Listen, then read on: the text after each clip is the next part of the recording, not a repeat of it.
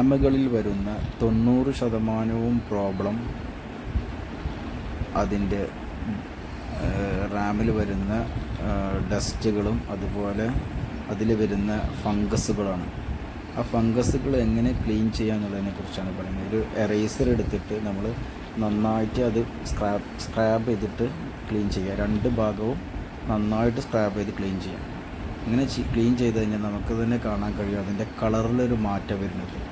അങ്ങനെ കളറിൽ മാറ്റം വന്ന ഈ പ്രോബ്ലം വന്നു കഴിഞ്ഞാൽ ഈ ഫംഗൽ വന്നു കഴിഞ്ഞ് കഴിഞ്ഞാൽ നമുക്ക് കമ്പ്യൂട്ടറുകൾ ഹാങ് ആവുക, റീസ്റ്റാർട്ട് ആയിക്കൊണ്ടിരിക്കുക, അതേമാതിരി ഓണായിട്ട് CPU ഫാനൊന്ന് തിരിഞ്ഞിട്ട് അതുപോലെ തന്നെ പെട്ടെന്ന് നിന്ന് പോവുക, അങ്ങനത്തെ പ്രോബ്ലംസൊക്കെ കൂടുതലായിട്ട് കാണുന്നുണ്ട്. ഈ ഫംഗൽ പ്രോബ്ലംസ് വരികയാണെങ്കിൽ ചിലപ്പോൾ തീരെ ഓണാവാത്ത പ്രോബ്ലംസും വരാറുണ്ട്. അപ്പോൾ നമ്മളിത് ചെയ്യുന്നത് എന്താ വെച്ചാൽ ഒരു എറേസർ എടുത്തിട്ട് നന്നായിട്ടത് സ്ക്രബ് ചെയ്തുകൊണ്ടിരിക്കുക. സ്ക്രബ് ചെയ്ത് കഴിഞ്ഞ് കഴിഞ്ഞാൽ നമുക്കതിൻ്റെ വ്യത്യാസം തന്നെ നമുക്ക് പെട്ടെന്ന് കാണാൻ കഴിയും. അതിൻ്റെ കളറിൽ മാറ്റങ്ങൾ പെട്ടെന്ന് നമുക്ക് കാണാൻ കഴിയും.